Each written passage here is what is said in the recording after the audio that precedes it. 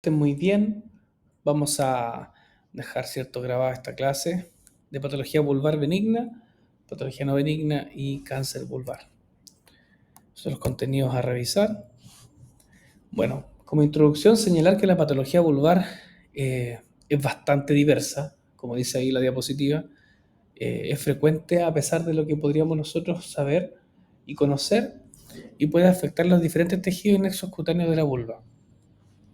Es bastante desconocida, a pesar de que hay literatura al respecto.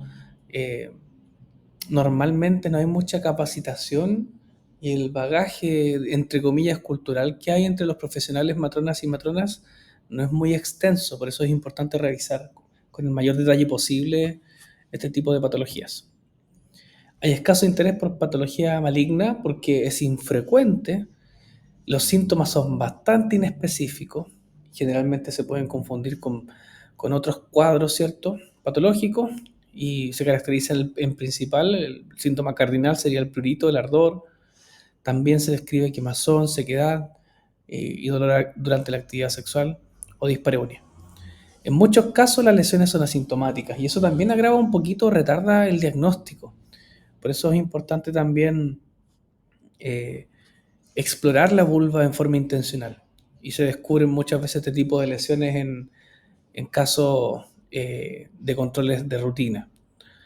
La proximidad del conducto vaginal, anal y la uretra por hábitos higiénicos e infecciones también modifican la clínica de una lesión que anteriormente quizás no se haya visto. También es frecuente el solapamiento o la superposición de diferentes lesiones en sus presentaciones clínicas, también asociadas a los síntomas inespecíficos que generan conductas en los usuarios, como el grataje o el rascarse las lesiones, ¿cierto?, por la sintomatología que presentan. Es un campo de diferentes especialidades, la ginecología, la urología, la dermatología, en fin, y tiene diferentes denominaciones clínicas e histopatológicas con clasificaciones que han ido cambiando según las nuevas evidencias. Me di el trabajo de revisar y hacer un seguimiento de bastante bibliografía para tratar de entregarles una clasificación lo más actualizada posible en relación también a las clases que revisé de los años anteriores. Entonces, es importante considerar que la consulta muchas veces es tardía, el diagnóstico por lo tanto se retrasa, hay dificultad del autocuidado por la localización anatómica, ¿cierto?, del genital. Y también es importante considerar que con la edad aumentan las lesiones que requieren un ojo experto, un ojo entrenado para hacer pesquisa precoz. Por eso no hay que despreciar los cambios relacionados con la menopausia. Disminuir los estrógenos, hay cambios regresivos en la vulva, hay que dejar de usar terminología que ya está obsoleta por las nuevas clasificaciones como distrofia vulvar para referirse a una lesión. Y actualmente se habla de dermatosis vulvares, y también hay que tener en cuenta que durante este periodo de menopausia aumenta el riesgo de cáncer de vulva, por lo tanto hay que, como señalaba en las diapositivas anteriores, ir dirigidamente a hacer un examen de la vulva. No solamente referirse al tacto vaginal, a la especuloscopía, que si bien es cierto son fundamentales en nuestro desempeño como matrones y matronas, tenemos que también sumar a eso una inspección detallada de la vulva. No debe olvidarse en el examen ginecológico. La pesquisa precoz, al igual que en cualquier patología, y esta no es la excepción, cambia el pronóstico de muchas patologías. La menopausia marca un punto crítico en el riesgo de la enfermedad, por lo tanto hay que agudizar la búsqueda de lesiones vulvares en esta etapa de la vida, y por supuesto que la educación y el autocuidado y la consulta oportuna es clave. La anatomía básica de la vulva la tienen allí en esa imagen, hay que conocerla.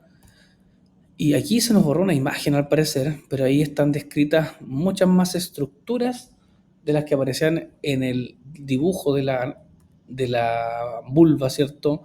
Que les muestro ahora de nuevo.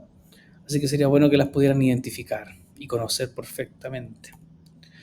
En relación a la vascularización, es importante señalar que las arterias pudendas internas, que son ramas de la ilíaca interna, y las pudendas externas, que son ramas de la arteria femoral. Se las dejé subrayadas, la ilíaca interna que aparece a la esquina inferior izquierda de la pantalla. El drenaje venoso sigue el mismo trayecto que el arterial. Se puede ver un plexo venoso y arterial que llega desde la pudenda interna asciende hacia lo que es la vulva. También es importante conocer la inervación, principalmente los nervios perineales, ¿cierto? Y la distribución a su derecha en la pantalla, la zona que aproximadamente están irrigando estos nervios, para que también puedan tener referencial, ¿cierto? En un dibujo, en un esquema, de cuáles son los nervios que están proveyendo sensibilidad, sensitividad en esta zona. También es importante conocer el drenaje linfático, como ya hemos conversado en otras clases, en otros temas relacionados con el cáncer. El drenaje linfático cumple un rol importante en el viaje, ¿cierto?, de estas células que pueden ser malignas hacia otros órganos y por lo tanto tienen un rol fundamental en el manejo quirúrgico y en el tratamiento y la etapificación de un cáncer. La vulva contiene una amplia red de capilares linfáticos, ¿cierto?, que drenan los ganglios inguinofemorales, superficiales y profundos, y luego a los ilíacos. Entonces ahí dice la diapositiva, igual que se lo reitero, es importante por la metástasis, ¿cierto? La histología de la vulva, aquí hay distintos estratos celulares, que es importante conocerlo, ¿cierto?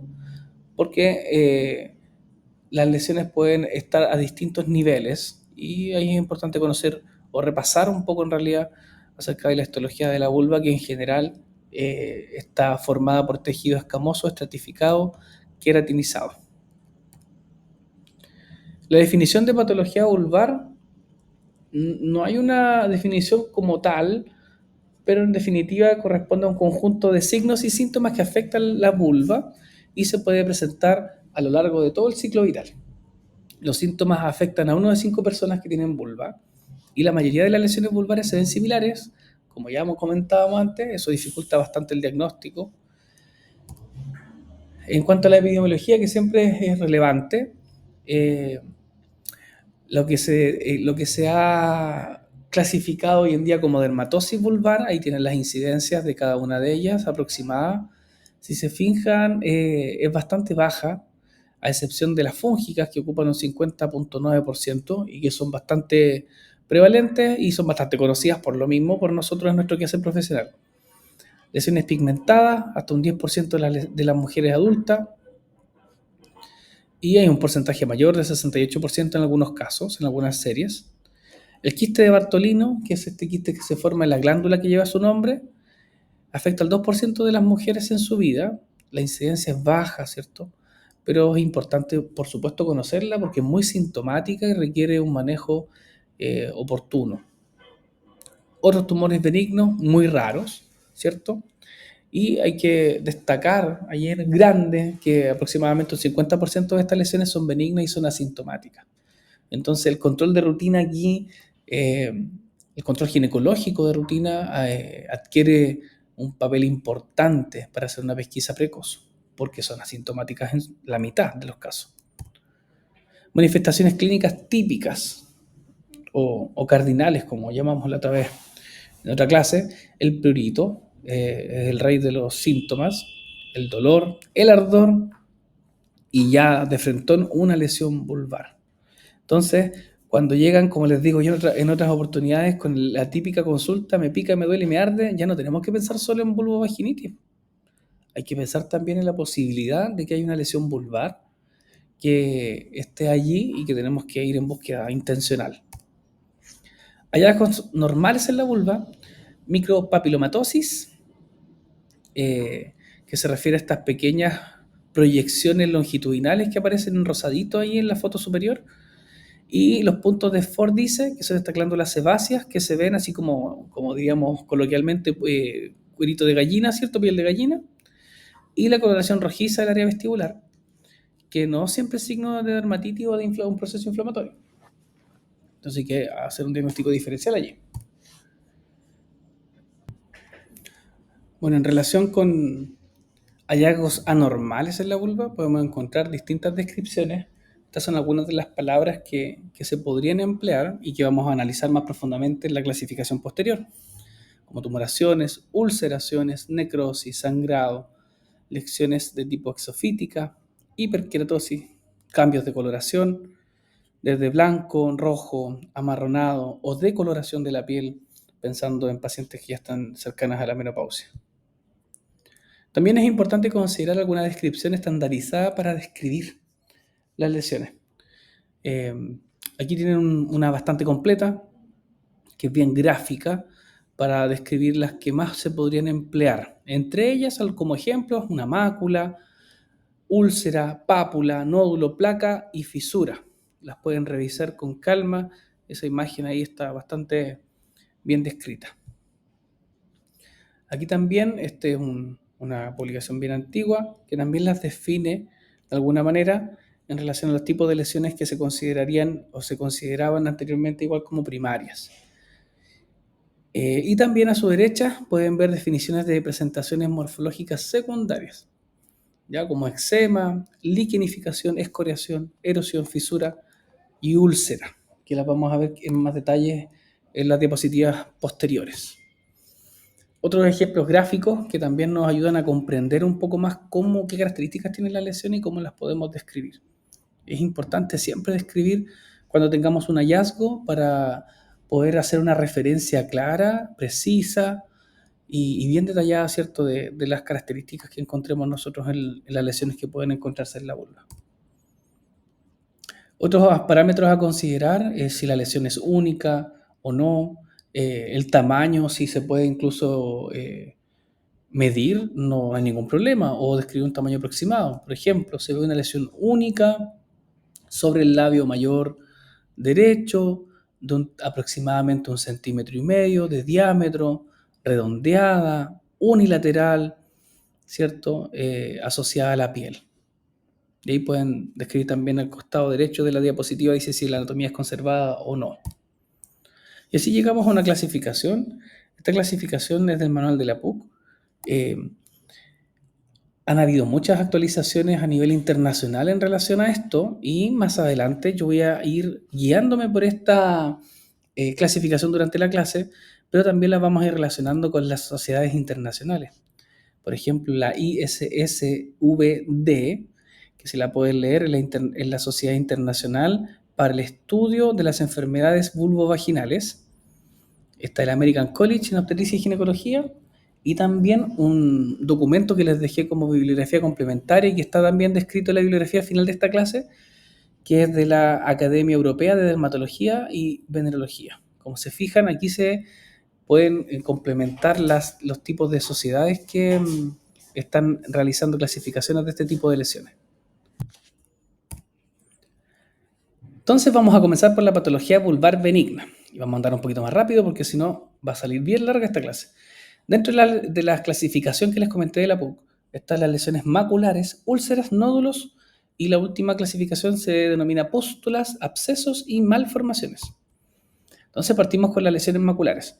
Entre ellas se pueden describir las siguientes: dermatitis irritativa, dermatitis alérgica, eczema, vulvitis, líquen plano, líquen simple, crónico, líquen escleroso y atrófico, distrofias y otras, ¿ya?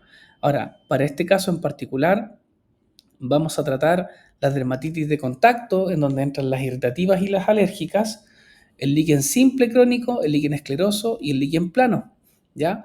Esta clasificación la tomé de estas sociedades científicas que son internacionales y donde clasifica este tipo de lesiones maculares benignas, como dice el título, como dermatosis inflamatorias. Y al pie de página ahí hay una nota que dice que la ACOC, la American College, prioriza las dermatitis de contacto, el líquen simple crónico, el líquen escleroso y el líquen plano como dermatosis clave, ¿ya? Por eso vamos en esta clase solamente a revisar esas 4. La primera es la dermatitis de contacto, que es la irritativa o alérgica. La irritativa es el tipo más frecuente de eczema en la vulva. El epitelio vulvar es la barrera menos eficiente que otras áreas de la piel, por factores agravantes como la humedad, el sudor, la orina y la fricción constante, ¿cierto? El genital siempre está protegido por bastante ropa, a veces por hartas capas de ropa, por distintos tipos de fibras en la ropa. La fibra sintética eleva mucho la temperatura, entonces todas estas cosas pueden desencadenar irritación en la piel. Hay irritantes comunes, algunos limpiadores, fragancias, lubricantes, algunas tópicas. Entonces, son una de las formas en que se pueden producir estas dermatitis de contacto, como se aprecia en esa imagen a la izquierda. Tiene mayor impacto en mujeres con incontinencia urinaria, ya que la misma orina irrita la vulva. Después abajo aparece la dermatitis alérgica de contacto. La típica, ¿cierto?, es la dermatitis del pañal, que se visualiza claramente en la imagen a la derecha. El mecanismo es una reacción de hipersensibilidad retardada. Está la causa descrita, es alergia a productos tópicos, como fragancias, antibióticos, anestésicos locales y algunos componentes de algunos tratamientos. O la misma dermatitis que le produce a veces el mismo pañal o los materiales de construcción del pañal. Aquí hay un cuadro resumen de la sintomatología, ¿cierto?, de la dermatitis de contacto. Prurito, ardor, dolor, como les decía, son los síntomas que generalmente se van a mencionar. Y este resumen se los saqué yo de esta guía de la Academia Europea, perdón, de Dermatología, que está en inglés a todo esto, la pueden revisar. Yo les hice una traducción pequeña y un resumen en todas las dermatosis que vamos a ver en esta clase.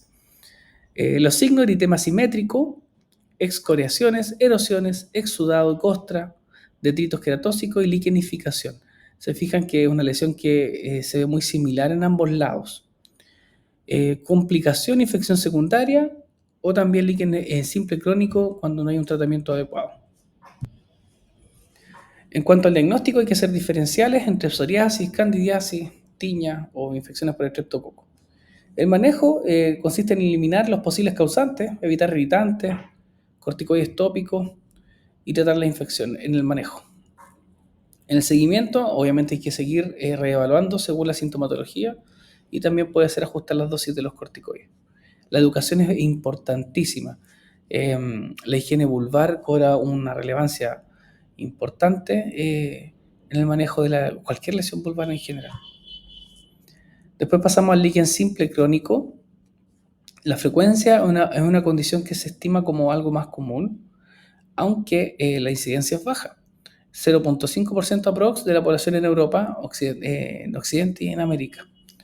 En clínicas que se dedican al estudio de la vulva representa un 10 o un 35% de los casos.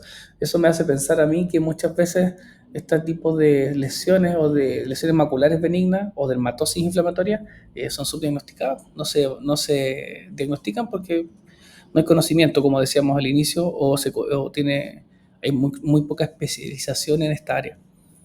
La etiología y las formas clínicas se asocia con atopia, hasta un 75% con antecedentes familiares. Las formas clínicas primarias sobre la piel vulvar y secundario sobre una dermatosis pruriginosa previa, un eczema, una psoriasis, un líquen escleroso o alguna infección. Por eso decía también al inicio de la introducción que es difícil el diagnóstico porque muchos de estos tipos de lesiones se solapan, ¿ya? Una sobre otra. Puede acompañarse de signos de grataje y confundirse con dermatitis de contacto. Cuando hablamos de grataje nos referimos al rascarse, ¿cierto? Lo que provoca, o la sobreinfección y las heridas que pueden provocar, las erosiones que pueden provocar la manipulación con la mano, con la uña, ¿ya? Entonces se desarrolla un círculo vicioso de prurito, rasquido, excoriación. El mismo resumen que va a tener en los otros tipos de dermatosis. Prurito nocturno se caracteriza mucho por eso. La gente cuando consulta dice, es que yo no me rasco, pero en la noche durmiendo no me doy cuenta y como me pica tanto me rasco igual en la noche y no me doy cuenta. Y se le suma en este caso dispareunia. Se caracteriza por una piel un poquito liquenificada, la piel más engrosada, fisura, ya sea hiper o hipopigmentación y rotura del tallo piloso, ¿ya? Se destruye la base, ¿cierto?, la unidad funcional de un vello. Complicaciones: infección, daño arquitectónico, no tiene riesgo de cáncer asociado mayor. Como les digo, estos cuadros son el resumen del resumen. La historia clínica es importante para el diagnóstico. El examen físico vital, rara vez se hace biopsia porque es una lesión benigna macular. Y hay algunos test también que permiten o cultivos establecer un buen diagnóstico. El manejo de primera línea: corticoides como el clobetasol, fluticasona, mometasona. El manejo también con hielo para aliviar el ardor y antihistamínico. El manejo alternativo: Hay otro tipo de manejos que son más de especialidad, como por ejemplo la fototerapia, el láser, el ultrasonido focalizado, el cambiar la ropa y ropa de seda. Y el seguimiento por lo general va a ser según necesidad.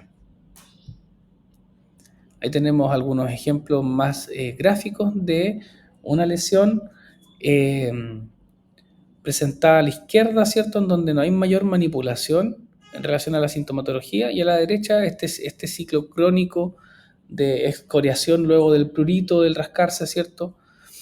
Y las lesiones que se autoprovoca ahí la usuaria, ¿ya? El líquen simple crónico tiene sinónimos como hiperplasia de célula escamosa, neurodermatitis y prurito vulvar hiperplásico. Por lo general son clásicos de la dermatitis atópica, ¿ya? Se ve la piel así como engrosada. Identificación de sus relieves. Eso se le denomina liquenificación. Después pasamos al líquen escleroso, que es una enfermedad inflamatoria crónica, y este es diferente al anterior. En la imagen se aprecia así a grosso modo al tiro una decoloración de la piel, entre otras cosas, que son más graves en este caso. Afecta principalmente la piel de la región anorrectal, presenta atrofia o áreas escleróticas de color nacarado, riesgo de cicatrización progresiva, y esta es especialmente de cuidado porque pueden progresar a malignización o cáncer. Generalmente no compromete la vagina y rara vez la mucosa oral, que también puede pasar. Puede presentarse en mujeres adultas, pero también en niñas. Suele ser una enfermedad que no se diagnostica a tiempo o es subdiagnosticada. Incluso los casos que no tienen síntomas deben tratarse por el riesgo de cáncer que pueden presentar a futuro, ¿ya? Algunas fotos más claras, la segunda a la izquierda abajo es un cuadro muy agravado, ¿ya? Es un prurito intenso, generalmente de larga data. Uno les pregunta a las usuarias y te pueden mencionar que llevan meses o años con prurito, que no han respondido a los tratamientos iniciales, que muchas veces se da porque no hay un buen diagnóstico. Dispareunia, síntomas urinarios, estreñimiento si esto hay compromiso perianal, pero también podría en algunos casos ser asintomático. Placas blancas son parte de los signos clínicos, atrofia, púrpura, fisuras, erosiones, distribución en 8. Es un poco difícil de comprender la verdad cuando vemos una lesión mayor. Se refiere a que abarca tanto la lesión, la zona genital propiamente tal, labios mayores, cierto compromiso de la vulva y también de la zona no rectal. Cicatrices, si se fijan, sino también hay como una pérdida de los labios, ¿ya? El clítoris se ve como enterrado, como incluido más adentro de lo que corresponde. En esa imagen, en la primera diapositiva, se puede apreciar mucho más, ¿ya? Complicaciones, cicatrices permanentes, alteración de la arquitectura de la vulva, riesgo de cáncer escamoso, como lo mencionamos. El diagnóstico principalmente es clínico, pero también se puede, en este caso, tomar una biopsia. Recuerden que aquí hay riesgo de malignización, entonces la biopsia cobra mayor relevancia. El manejo de primera línea, corticoides muy potentes, de aplicación diaria de hasta por 3 meses. El manejo alternativo, hay otros fármacos como la fototerapia, o sea, otros métodos como la fototerapia, algunos fármacos, por ejemplo, el metotrexato. El seguimiento en estos casos es largo, hay que tener controles periódicos, hay que vigilar las cicatrices, otra vez reitero, por el riesgo de cáncer. Explicar a los usuarios la educación es importante, que esto es crónico, que aumenta el riesgo de cáncer y que hay que extremar las medidas de higiene en la aplicación de los fármacos sobre todo. Y terminamos con el líquen en esta parte de la clase, el líquen plano. Una enfermedad inflamatoria crónica que tiene su origen inmunológico, afecta a la mucosa genital y los síntomas cardinales otra vez, prurito, ardor, dispareunia, asociándose a erosiones, placas eritematosas y estrías de Wickman, que acá abajo las describí. Son finas líneas o reticulado blanquecino que aparecen sobre la superficie de lesiones de este tipo, ¿ya? Reflejan alteraciones en la capa basal de la mucosa por la inflamación inmunológica y son muy útiles en el examen físico para establecer que es un líquen plano, aunque la salvedad es que no siempre está en todos los casos. O sea, como se van fijando, no siempre es claro el diagnóstico al evaluar a una paciente. Con el tiempo puede provocar sinequia, estenosis del canal vaginal y lleva un riesgo aumentado de carcinoma escamoso. Por lo tanto, esta lesión igual es importante el seguimiento y idealmente un diagnóstico lo más precoz posible. El aspecto, ¿cierto? El tipo es inflamatorio crónico. Los síntomas, ya los comentamos. Los signos, las estrías de Wickman son clásicas. Lamentablemente no están en todos los casos. Las complicaciones también las comentamos. Este es el resumen, insisto. El diagnóstico principalmente es clínico, pero la biopsia obviamente en este caso también aplica por el riesgo de cáncer si es que hay dudas. Y el tratamiento igual consiste en corticoides tópicos potentes y inmunomoduladores por el origen inmunológico de este tipo de lesiones. Algunas fotos que dicen un poco más, ¿ya? Aquí se pueden apreciar las estrías de Wickman en las imágenes, ¿ya? Vamos a pasar a la siguiente aquí. Indicación de biopsia. Siempre es importante considerarlo. Hemos mencionado que 2 de las lesiones que vimos, de las 4, se deben biopsiar en ocasiones. Se deben biopsiar, aquí dice, las lesiones cuyo diagnóstico no se puede establecer mediante la exploración clínica o cuando requiere la confirmación diagnóstica. Aquí se ve cómo progresa la calidad de la evaluación cuando vemos a simple vista o cuando se usa una lupa incluso, o un colposcopio, o en el caso de dermatólogo, un dermatoscopio. Aquí llegamos a las lesiones ulcerativas benignas. Entonces vamos a continuar con las lesiones benignas, que se denominan lesiones ulcerativas según esta clasificación de la PUC. Según la clasificación de la ISSVD, correspondería también o estarían dentro de estas lesiones ulcerativas 2 que esta asociación internacional considera trastornos infecciosos. En este caso, hablando del herpes simple y de otras ITS como la sífilis. Y vamos a precisamente hoy revisar con mayor detalle la infección por virus herpes simple y OVHS y la sífilis, que correspondería al chancro sifilítico. La herpes simple 1 y 2 es una lesión viral que presenta lesiones ulcerativas que son contagiadas a través del contacto sexual directo, ya sea cualquier práctica penetrativa anal, vaginal, oral. Es posible el contagio sin lesiones visibles porque tiene un periodo de incubación de 2 a 12 días, un poco variable según la literatura que puedan consultar. En el curso, este virus queda latente en los ganglios nerviosos, por lo que puede manifestar reactivaciones periódicas, sobre todo en tiempos o en etapas en que el sistema inmunológico esté un poco debilitado por otros motivos. La clínica inicial aparecen unas vesículas dolorosas que se ulceran, también puede aparecer fiebre y adenopatías. Es característico del virus herpes las lesiones en espejo, quiere decir que por el contacto aparecen en forma simétrica en ambos lados. Resaltar la clínica inicial, el dolor en las vesículas, ya que es muy alto el grado de dolor que refieren los usuarios que tienen herpes en general. Imagínense, el dolor tiene que ser, me imagino yo, más fuerte en esta zona que es bastante más sensible. Recurrencias las más leves y frecuentes son del virus herpes simple 2, entre 4 y 6 años, y son menos frecuentes cuando es por el VHS1. También existe lo que se llama el chilling viral, que es secreción asintomática más frecuente, y esta secreción viral, obviamente, por la carga que tiene, va a facilitar la transmisión al contacto. Hay una imagen que se ve un poco más clara. Entonces, ahí tenemos el resumen.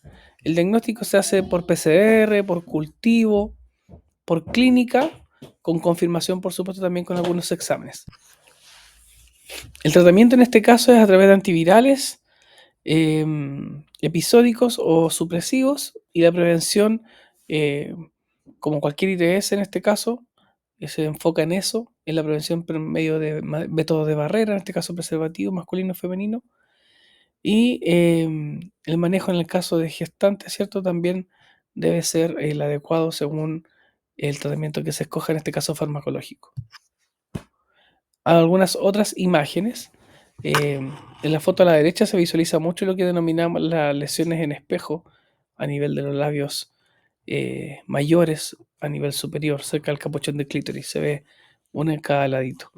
Y acá en la izquierda vemos lesiones en toda la zona vulvar y perianal, también en la zona inguinal, y se ven ya la lesión que ya presentó esta secreción y después tornan estas características como de resequedad, como cicatrizales.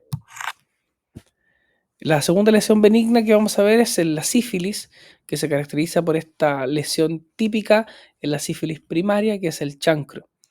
Es una lesión primaria causada por nuestro agente etiológico que ya conocemos, que es el Treponema pallidum. La transmisión también es a través del contacto sexual. La clínica, este chancro es una úlcera única, de bordes bien lisos, redondeada, ovalada. Los bordes son indurados, la base es limpia, no tiene secreciones evidentes, es indolora, que es algo que complejiza un poco la consulta precoz cuando se tienen este tipo de lesiones, porque como desaparecen eh, en forma, desaparecen solas, ¿cierto?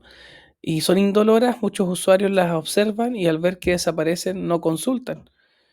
También se puede haber compromiso a nivel de presentar al nivel ganglionar, ¿cierto? Tener adenopatía bilateral y también sin presentar dolor. Entonces, la primera etapa puede causar eh, que el usuario desestime consultar en algunos casos. El agente causal ya lo tenemos, aquí está la aparición entre 2 a 6 semanas post contagio. En este caso, la localización sería el vulva, los labios, el clítoris, el introito. Depende también, obviamente, ahora no estamos refiriendo a la vulva, pero si el contacto fue a través de la vía oral, también puede aparecer un chancro en el paladar, en la lengua. La evolución cicatriza en 3 a 6 semanas sin tratamiento, como les comentaba. El diagnóstico generalmente es clínico, pero también puede haber serología con los exámenes que ustedes ya conocen de primera línea, el RPR, VDRL y los más específicos, el FTABS y el TPHA. El tratamiento es bastante sencillo, es bastante efectivo también, es penicilina G benzatina intramuscular. La dosis de ataque inicial es 2.4 millones de unidades internacionales. Otras lesiones que son menos frecuentes, me parece que en el PDF ustedes las pueden ver mejor, porque aquí no las veo en este momento. Vamos a revisar eso. Infección por virus Epstein-Barr, que se asocia a mononucleosis, enfermedad de Beckett, que es una afección autoinmune, que genera inflamación de los vasos y úlceras en el cuerpo. No es solamente referida a los genitales, pero en este caso también pueden aparecer en la zona vulvar. Y la enfermedad de Crohn, que también puede manifestar lesiones extragenitales.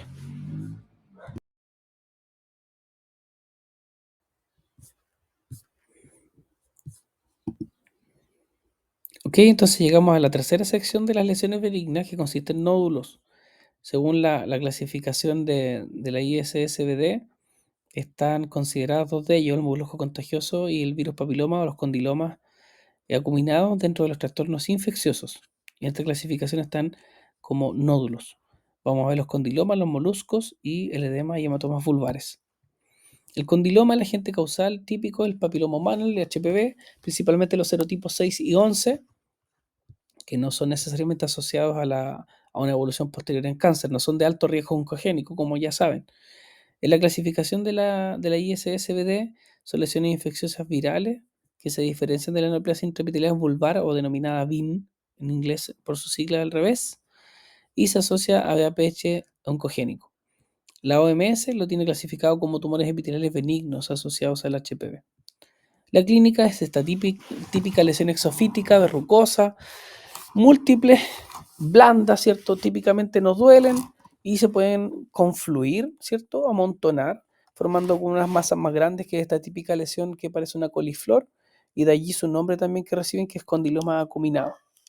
Dentro de las opciones terapéuticas hay lesiones a nivel tópico, como el podofilino, el imiquimod, destructivos como la crioterapia, el ácido tricloracético, y quirúrgico, que sería la excisión de la lesión completa, y hoy en día se está usando también para extraer de forma no invasiva estos condilomas con una técnica que se llama plasma pen.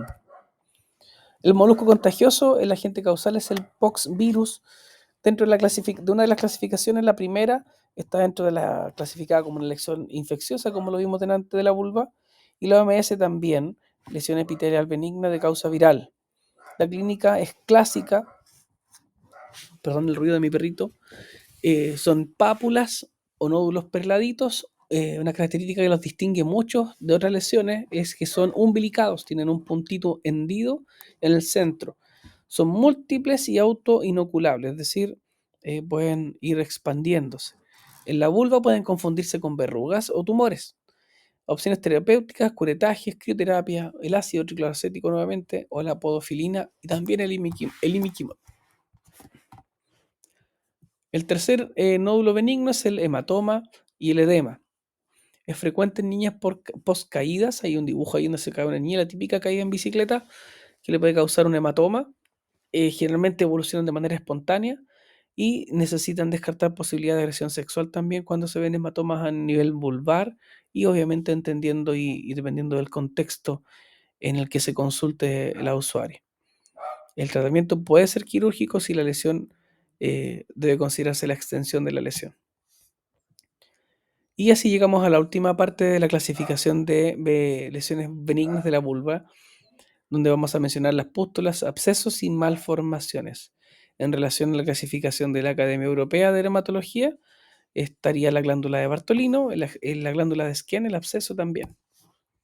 Y esta es la clasificación completa de las lesiones que ellos denominan benignas y estructurales, ¿ya? Y nosotros vamos a revisar algunas. El absceso de la glándula de Bartolino es una infección aguda, generalmente como es de presentación aguda y es dolorosa, los usuarios consultan directo los servicios de urgencia. No es muy habitual encontrarse con un Bartolino en APS, aunque sí igual pueden llegar. El absceso es doloroso, es ubicado en el labio mayor, en la parte inferior, cerca de la horquilla. Em, Eso tiene que ver con la ubicación anatómica de la glándula Bartolino, ¿cierto? La etiología es polimicrobiana, por lo general presente la Escherichia coli. También puede estar asociada a algunas ITS como la gonorrea o la clamidia. El diagnóstico es clínico en la mayoría de los casos, pero si es recurrente, se puede sospechar de alguna ITS. El tratamiento es drenaje, una incisión, marsupialización, que es la extracción del pequeño conducto, antibióticos, en el caso de sospecha de ITS, y celulitis, y analgesia.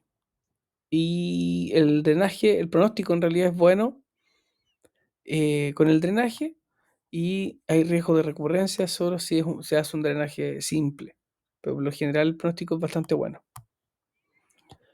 En este no puse el título, pero lo hemos visto en clase antes como ejemplo, la foto, porque es un caso que me tocó ver a mí, que es un quiste de la glándula de Skene, para que le agreguen el título allí. ¿Ya? Consiste en una dilatación quística de estas glándulas parauretrales que están situadas a cada lado del meato uretral. Si se fijan en esta imagen como nodular quística que se ve al centro, se ve un puntito, ese puntito correspondería a la abertura uretral. Son pequeños, 0,5 2 centímetros, ese debería haber medido aproximadamente 8 9 milímetros, perdón. Puede ser asintomático, pero cuando presentan síntomas urinarios son bastante molestos. Esta usuaria había consultado lamentablemente primero con otro profesional y no la habían examinado, solamente le habían indicado tratamiento antibiótico.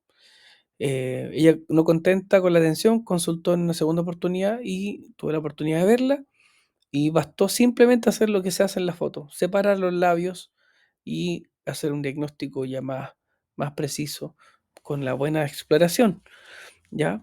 Entonces, los síntomas urinarios como la disuria, el chorro débil por la estenosis que puede provocar este quistecito en el canal, ¿cierto? Y dispareunia también. La etiología: se obstruye el conducto y está asociado a infección en algunos casos. El diagnóstico es clínico por lo general, esta masa retrouretral o parauretral, y también ecografía o resonancia si hay dudas. El tratamiento es asintomático. Si es asintomática, la usuaria se observa. Si está muy sintomática, hay marsupialización o exéresis quirúrgica de la glándula. Obviamente esta usuaria de nuevo hubo que derivarla, ¿cierto? Para eh, poder hacer el tratamiento correspondiente porque es de manejo médico. El pronóstico generalmente es bueno si eso es un tratamiento adecuado. Otras, dentro de esta clasificación de benigno y de pústula, absceso y malformación: folículo y furúnculo, bastante comunes en las zonas en donde hay vello, ¿cierto? Vello corporal que se está cortando o depilando constantemente. Eh, el uso de antiinflamatorios, ¿cierto? La extracción de estos vellitos desde su raíz con mucho cuidado pueden ayudar a mejorar esto de forma más contundente, más definitiva. En cuanto a la hipertrofia de ninfas o de labios menores, estas se pueden operar. Generalmente los problemas o los motivos por los cuales se hace esta cirugía para reducir su tamaño responden a asuntos estéticos o también por alguna complejidad que pueda surgir, dependiendo del caso, en la actividad sexual. Otras malformaciones, tenemos el himen imperforado, que es la falla en la fusión de los conductos de Miller. En la izquierda se ve una usuaria bien pequeña y se nota ahí la membrana sin romper. En el caso de la derecha se ve abombada, abultada, porque eso es un canal vaginal lleno de sangre menstrual que no logra salir de su lugar porque tenemos cierto este himen imperforado. A la derecha, unas imágenes de una reconstrucción. En el contexto es un síndrome de Rokitansky-Kunsterhauser que tiene que ver con una genesia de los conductos de Miller parcial en los 2/3 inferiores del canal vaginal, por lo tanto no hay canal vaginal y en esta cirugía se puede visualizar la reconstrucción de ese canal. Otra de las clasificaciones para que ustedes la puedan ver, y allí terminamos ya con lo que tiene que ver con patología benigna. En patología vulvar no benigna, nosotros vamos a ver que el epitelio, por lo general, el origen es epitelio escamoso asociado a BPH. La clínica inicial es similar. Pueden haber lesiones pruriginosas crónicas, muchas veces, como comentaba antes, de larga data, que nos generaban molestia, entonces los usuarios no consultaban. Y el diagnóstico siempre de las lesiones no benignas va a ser por biopsia. En las preinvasoras hablamos de neoplasia intraepitelial vulvar, que sería NIV, pero en inglés es BIN, y la van a encontrar así por lo general. En la cuarta neoplasia ginecológica más frecuente, vamos a repetir esa palabra, en la posmenopausia, y características es presenta prurito. En la histología, el 90% corresponde a carcinoma escamoso y es el cáncer, el carcinoma escamoso entonces, ¿cierto? Que más veces se van a ver cuando hayan diagnósticos de cáncer vulvar. Y así llegamos a ese término, neoplasia intraepitelial vulvar, NIV o BIN, por su sigla en inglés, vulvar intraepitelial neoplasia. Un cuadro resumen de cómo ha ido avanzando el tema de clasificación de este tipo de lesiones, que eso es lo que ha generado inconvenientes para la gente que no es muy especializada en esta área para poder hacer diagnósticos más certeros. En el 76 se hablaba de atipia, leve, moderada, severa y carcinoma. En el 87, tomando un símil con las neoplasias intraepiteliales del cuello uterino, se hizo en este caso en la vulva con el NIV1 o VIN1, VIN2 y VIN3, en donde ya el VIN1 se estaba asociando a cambios relacionados con el VPH, que eran de bajo riesgo oncogénico, como los papilomas, que tienen que ver con el virus 11 y 16. Y después se separó aquí, todo lo que en el 76 correspondía a atipia y cáncer, pasó a ser NIV 2 y 3, y después pasó a ser un NIV indiferenciado o clásico. Así cambió la descripción de la clasificación. Y la última, en este caso sería la tercera, es un BIN diferenciado que se llama BIN de tipo diferenciado, que es de más difícil diagnóstico inclusive. Características, principalmente destacar aquí la edad media, 67 años, y la de prevalencia hasta 79 años, y las demás son casi la mitad. Destacar también la frecuencia, las lesiones indiferenciadas, que son las que tienen mejor pronóstico, la frecuencia es de hasta un 95%, en la diferenciada de un 5 a un 10. Y las infecciones asociadas son las que mencionamos delante, que tenían probablemente un potencial oncogénico o un potencial de transformarse a maligno, ¿cierto? La lesión bajo. O sea, alto, perdón, que sería el caso de las dermatosis vulvares como el líquen o la hiperplasia escamocelular. La progresión a cáncer invasor es mayor en las lesiones diferenciadas, un 32.8% versus un 5.7% de las lesiones clásicas. Y la progresión para cáncer es menor en el caso de lesiones diferenciadas. Mayor riesgo, menor tiempo de progresión, 22 meses versus 41 de las tipos verrucosos. o vaso verrucoso. El BIN común, aquí hay otra estadística, solo un 4.8 progresan a cáncer. Y el diferenciado, el de alto grado, no se grada y es el principal precursor de los cánceres escamosos, pero no se grada o no se estadifica. El incremento fundamentalmente en mujeres jóvenes se asoció con cambios de hábitos sexuales, por ende una mayor exposición al HPV y a otras enfermedades de transmisión sexual, al tabaco y al diagnóstico precoz, al mejor diagnóstico precoz.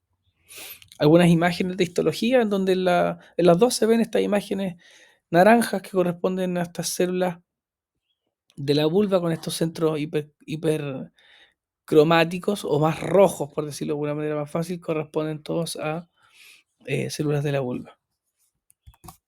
Aquí vemos la progresión del bajo nivel 1 que está a la izquierda, un nivel 3 que está a la izquierda y un nivel, dice, bueno, alto grado, debe ser un 3 también, en donde se ve la neoplasia intraepitelial. La evolución posible, historia natural, puede desaparecer espontáneamente, persistir o progresar. Y eso tiene que ver con el riesgo, ¿cierto?, de que desarrolle un cáncer. Al igual que con el HPV, muchos pasan en forma transitoria por el organismo y con un sistema inmune adecuado se van a elevar solitos, se van a ir solitos, por decirlo de alguna forma. El BIN1 no se considera precursor del BIN2 y 3, pero igual sugiere riesgo porque estamos asociándolo a VPH de bajo riesgo. Ahora, asociado a VPH, podemos tener que el VPH se considera precursor para carcinomas basaloides no queratinizantes y carcinomas epidermoides verrucosos, que no son los que tienen mayor prevalencia. Entonces, la NID indiferenciada, que tiene una controversial o una potencia menor o controversial para desarrollar cáncer, dice que solo un 6,4 progresan a cáncer invasor, incluso con o sin tratamiento. Según la evidencia anterior, era más, ¿ya? Se describen como lesiones queratinizantes las tipo 4, bien diferenciadas y suelen diagnosticarse en estadios avanzados y con peor pronóstico. Y por eso, otra vez insisto, es importante un buen examen físico en sus controles. Las características clínicas, tristemente muchas son asintomáticas. El síntoma principal o cardinal es el prurito, otra vez, en un 40% de los casos, a veces de larga data y difícil de manejar. Otros posibles serían ardor vulvar, dispareunia, flujo vaginal, edema. Y otro que podría estar en la despigmentación de la vulva, como pudimos ver en algunos casos. En las características clínicas o de diagnóstico, la anamnesis es vital. Conocer sus factores de riesgo. Edad, ITS, menarquia, sexarquia, ¿cierto? Menopausia. Si ha tenido cirugía, si ha tenido episodio de inmunosupresión. Y también debemos velar por conocer y saber bien cómo son sus hábitos higiénicos. La inspección debe ser completa, ya lo hemos conversado harto. Mirar la vulva a propósito. La vulvoscopía tristemente no la ocupamos nosotros, la ocupan los gines y permite obtener buenas imágenes y con algunas técnicas de tinción también poder detectar dónde está la lesión y si es multifocal o no. El plazo, la citología tiene poco valor en el diagnóstico de la vulva, por lo tanto no se usa prácticamente nada. Y hay una prueba con azul de toluidina, que se llama prueba de Collins, que permite seleccionar las áreas que son buenas, entre comillas, para la biopsia. La biopsia vulvar es la que finalmente va a confirmar la histopatología o el diagnóstico histológico, como ya lo he mencionado varias veces. Es más invasiva, obvio, y requiere anestesia. Y aquí está un pequeño resumen de la NIV o la BIN clásica y la diferenciada.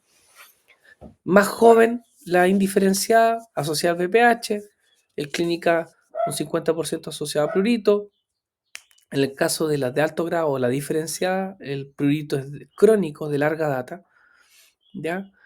Hay destrucción multifocal y multicéntrica, hay surcos en la horquilla del perineo, entonces es una lección más extensa que la otra es más localizada y son confluentes las lesiones, en ese caso, amplias y pueden involucrar labios y región perineal. Esas son las indiferenciadas. En el caso de las diferenciadas, tienen en la clínica un prurito crónico, una distribución unifocal y unicéntrica, están localizadas en las zonas pilosas y las lesiones generalmente son de un solo lado, son unilaterales. Algunas imágenes de bulboscopía para que puedan revisar. Se ve una neoplasia intraepitelial con una distribución multifocal. Y en la figura al costado a la derecha, una bulboscopía también con neoplasia intraepitelial con una distribución multicéntrica, más desparramadas podríamos decir de alguna manera. Aquí se ven el puntilleo o punteado, que son esos pequeños puntitos que son allí, y el 2.15, en la imagen a su derecha, se puede ver lo que se denomina el mosaico, que son estas pequeñas redes capilares sobre la lesión. El tratamiento de las lesiones clásicas relacionadas al HPV, el tratamiento médico, considera fármacos como el imiquimod y que tiene también otros como el 5-FU al 5%, que tiene es menos usado por los efectos adversos, el ácido tricloracético también, y quirúrgico, la excisión amplia, la vulvectomía simple, la resección con o sin injerto, el láser, eh, la crioterapia también se puede usar. En los de el tipo de lesiones o bien diferenciada, el tratamiento consiste en esteroides tópicos potentes y tratar la dermatosis de base, que cumpla con un rol prurito destacado.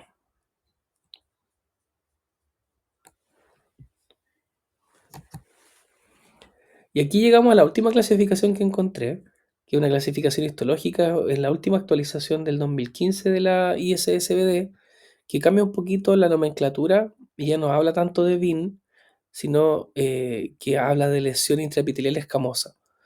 Tenemos la XBIN1, que la denomina lesión intraepitelial escamosa de bajo grado, condiloma o efecto HPV, como lo he mencionado varias veces. Tenemos la BIN tipo común, que correspondería a la XBIN 2 o 3, y sería lesión intraepitelial escamosa de alto grado. Y la BIN propiamente tal, como neoplasia intraepitelial diferenciada, se llamaría prácticamente igual. BIN intraepitelial diferenciada, que sería la de más riesgo. Aquí llegamos a la patología vulvar maligna. El cáncer de vulva es un cáncer cutáneo. Por su forma, ¿cierto? Se denomina espinocelular y es frecuente en adultos mayores, ¿ya? La clínica suele presentarse como una lesión no palpable al inicio, ¿ya? El diagnóstico siempre va a ser por biopsia. El tratamiento incluye linfadenectomía para detectar o determinar el riesgo de metástasis o biopsia de ganglio centinela, según sea el caso. La prevalencia ocupa el puesto 25 entre los cánceres más frecuentes en mujeres en Chile, con una tasa de incidencia ajustada por edad de 0,21 por cada 100.000. Es una incidencia mucho más baja que otros cánceres que hemos visto, que han visto, pero no por eso deja de ser importante, sobre todo por la edad a la que está más asociada dentro del ciclo vital de la mujer. La epidemiología, otro aspecto, es que es frecuente, entre comillas, representa un 6% de las neoplasias malignas ginecológicas, es lo que se considera de baja frecuencia. El pronóstico siempre va a ser bueno, pero si hay diagnóstico precoz. El 90% tiene sobrevida, que son muy buenos. La localización más común es en labios mayores, en la mitad de los casos, labios menores 15-20%. Clítoris y glándulas de Bartolino tienen una tasa más bajita, es menos frecuente. Hay multifocalidad en el 5% de los casos. Leíamos adelante que era una lesión más presente en un solo lado. La histología mayor, el 90%, corresponde a un carcinoma escamoso invasor. Se necesita en la clínica un estudio minucioso del periné, en la menopausia, ¿cierto?, de las que acuden a control, con o sin síntomas. El cáncer de vulva suele ser precedido por infección por HPV años antes de aparecer, principalmente en usuarios que tenían cepas 16 y 18. Por lo tanto, nuestro rol allí es muy importante. Al no disponer de un programa de detección para el cáncer de vulva, el diagnóstico y adecuado tratamiento de las lesiones precursoras tiene como objetivo una prevención del cáncer de vulva.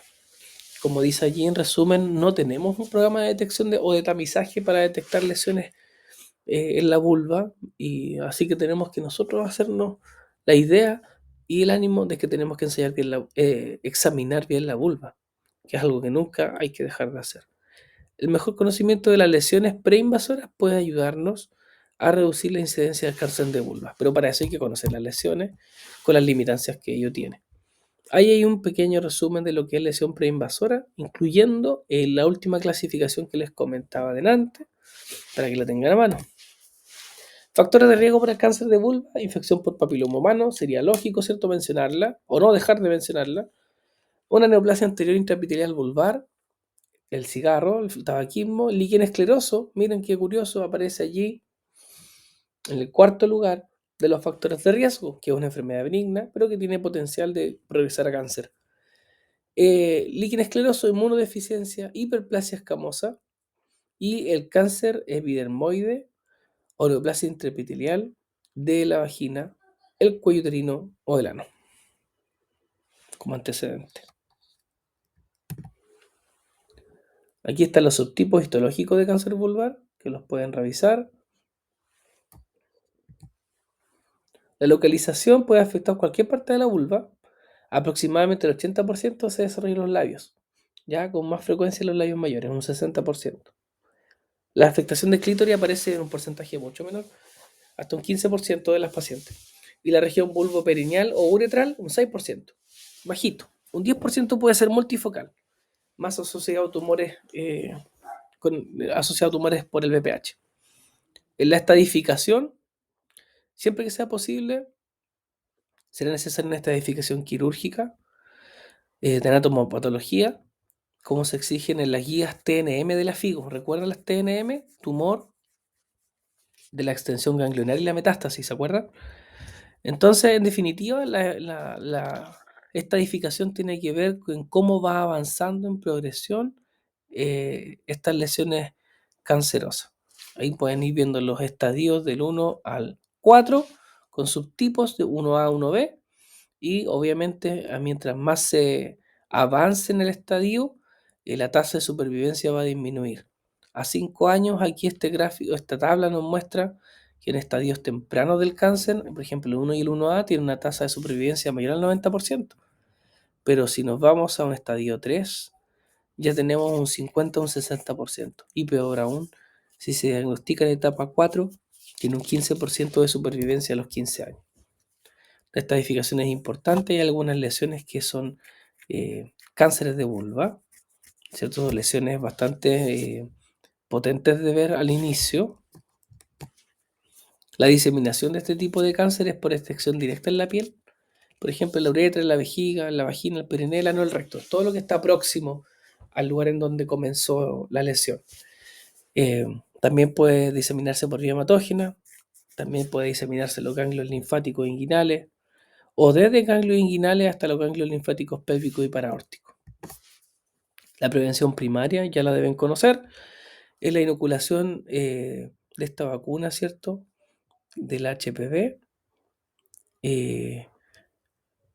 ¿Qué asociación tienen? Bueno, comentábamos que las lesiones de bajo grado tienen relación con el VPH 6 y 11 y las de alto grado con el 16, que son las mismas relacionadas con el cáncer de cuello uterino al fin y al cabo. El invasivo relacionado con HPV también incluye al serotipo 33. Esta vacunación ha demostrado ser altamente efectiva para prevenir lesiones relacionadas con los genotipos incluidos. La evidencia dice que disminuye la recurrencia de lesiones de alto grado, si se administra antes o después del tratamiento. La recomendación es la vacunación profiláctica temprana en niñas y niños, según las pautas nacionales. Ahora, si una usuaria de mayor edad se quiere poner la vacuna contra el VPH, lo puede hacer, pero no podemos decirle exactamente cuál es su riesgo individualizado, porque lo ideal sería usarla o administrarse este tipo de vacuna antes de iniciar la actividad sexual. La prevención secundaria, no existe un examen específico para el tamizaje, como comentábamos anteriormente, tampoco está descrito dentro de algún programa de pesquisa de cáncer de vulva, no existe. El autoexamen es recomendado en mujeres con líquen escleroso por el alto riesgo, aunque nosotros podemos amablemente enseñarle a todas nuestras usuarias cómo autoconocerse y cómo examinarse, ¿cierto? La evaluación temprana es obligatoria en todas las pacientes que tienen síntomas persistentes de prurito vulvar crónico. ¿Ya? No todo es cándida, como decíamos al principio. Signos sospechosos, lesiones pigmentadas, úlceras irregulares, y la biopsia siempre va a ser indicada ante lesiones o síntomas sospechosos, ya que es la única forma de establecer un diagnóstico certero. La prevención terciaria es el tratamiento oportuno de las lesiones que son predisponentes de cáncer, y esto reduce la incidencia propiamente tal. ¿Ya? Ahí hay otra tabla que resume un poquito la prevención a nivel terciario, cómo es el manejo. El tratamiento depende principalmente de la histología y la estratificación. Otras variables que incluyen es el manejo de la edad. En el manejo son la edad, la existencia de comorbilidades, el estado funcional del paciente. No es lo mismo, por supuesto, enfrentar su cáncer a los 50 que a los 70, a los 80. El tratamiento predominante es quirúrgico, porque también es la forma de hacer el diagnóstico, particularmente para el cáncer más frecuente. Aunque la quimio-radiación concurrente ha demostrado ser una alternativa eficaz ya en tumores avanzados. El manejo debe ser individualizado, realizado por un equipo obviamente multidisciplinario, en un centro oncológico o con experiencia en el tratamiento de tumores de la vulva. Hay otras terapias como la quimioterapia y la inmunoterapia, generalmente se reservan para el control metabólico, generalmente se reservan para entornos metastásicos o paliativos, la quimio y la inmunoterapia, o ya en pacientes que están con cuidados paliativos. Y los servicios de asesoramiento psicosexual también deben estar disponibles en todas las mujeres con enfermedad vulvar por el alto impacto que tiene este tipo de lesiones grandes, ¿cierto? Realmente son bastante extensas, ¿ya? Y muchas veces van a requerir cirugía reconstructiva y eso claramente va a afectar la salud mental y la salud sexual de las mujeres o de las personas que se someten a este tipo de tratamiento. Entonces tenemos desde cirugía, radioterapia, quimio y inmunoterapia. Ahí hay un resumen, como les dije la otra vez, resumen del resumen de técnicas quirúrgicas que se pueden considerar en el tratamiento del cáncer de vulva, para que ustedes las puedan revisar con calma. No es necesario que yo las pueda leer. Tratamiento, ahí también hay unas orientaciones al tratamiento según el tipo de tumor que tengan y según el estadio del cáncer en el que esté la usuaria. Hay algunos tipos de cirugía, ¿cierto? Está la vulvectomía, que son bastante amplias, ¿cierto?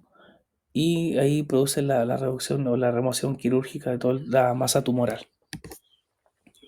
Este es un caso que encontré de cómo era el pronóstico de un cáncer de vulva operado, el cual tuvo después acceso a la reconstrucción vulvar con un colgajo a través de la pierna y la posterior visualización después de la cirugía, ya que eso también se puede realizar. Nuestro rol, bueno, la anamnesis es muy importante para orientarnos en nuestra mente, ¿cierto?, a un diagnóstico. La pesquisa de síntomas específicos, como dice la diapositiva. Es muy importante realizar una inspección detallada de los genitales externos, ya no solamente, como decíamos al principio y lo hemos dicho durante toda la presentación, hay que dedicarse solo a revisar o hacer el examen ginecológico rutinario. La vulva hay que mirarla con detención. El momento ideal, yo creo, en contexto de atención primaria, en este caso, es hacer un examen muy exhaustivo en los ingresos a controles. Y no solamente los controles ginecológicos o los controles de climaterio, los controles de regulación de fecundidad, un control de ingreso a embarazo. También es importante hacer un examen físico totalmente completo. Y eso incluye la vulva. ¿Ya? No es que vino por un control de embarazo y a veces ni siquiera les tocan una mama.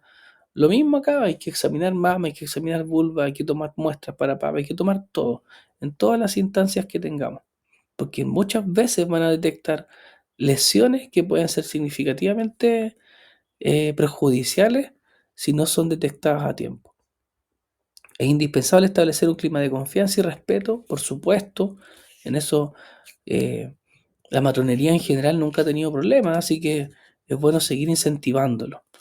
Es importante considerar, y también lo dije durante la presentación, que no todo lo que pica, no todo el prurito, no todo el me pica y me duele me arde corresponde a una vaginitis micótica. Todo no se trata de usar antifúngico y para la casa, ¿cierto? Hay que hacer una evaluación exhaustiva. Si tenemos alguna duda en relación a los hallazgos clínicos, solicitar exámenes complementarios. Eso está muy, muy bien y si está a la mano, por supuesto que hay que usarlo. Y la valoración en equipo obviamente favorece un diagnóstico más precoz y un tratamiento eficaz. Tengo compañeros de trabajo que pueden ser más prolijos o pueden ser más especializados en un área. Bueno, hagamos referencia y trabajemos en equipo.